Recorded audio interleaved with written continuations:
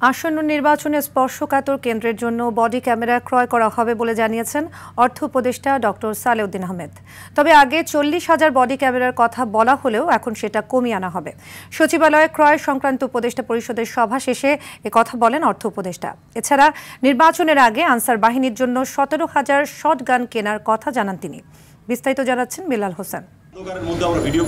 ফেব্রুয়ারিতে আসন্ন জাতীয় সংসদ নির্বাচনের দায়িত্ব পালনের সুবিধায় পুলিশের জন্য কেনার কথা ছিল 40,000 বডি অন ক্যামেরা। তবে এবার সেই সিদ্ধান্ত থেকে সরে এলো সরকার। 40,000 বডি ক্যামেরা ক্রয় করার কথা থাকলেও সে সংখ্যা কমিয়ে শুধুমাত্র গুরুত্বপূর্ণ কেন্দ্রের জন্য কেনা হবে বলে জানান অর্থ উপদেষ্টা। স্বচ্ছ প্রক্রিয়া যেন প্রকিউরমেন্টটা হয়, সেটা বডি ক্যামটা আসবে।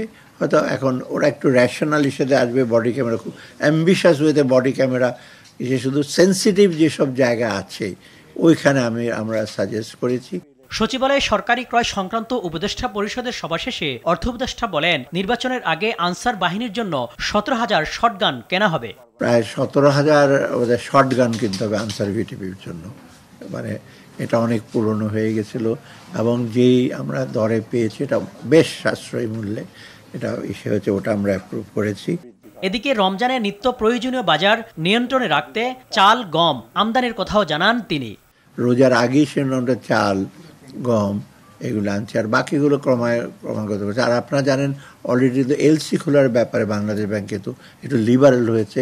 আমরা বলছি যেটা গতবার যেটা আমরা ডিসিশন নিয়েছিলাম এইবার এটা কন্টিনিউ করব। এছাড়াও অর্থনৈতিক কর্মকাণ্ডের গতিশীলতা আনতে সরকারের নেয়া বিভিন্ন উদ্যোগ IMF সন্তুষ্টি প্রকাশ করছে বলে জানান ডক্টর সালেউদ্দিন আহমেদ।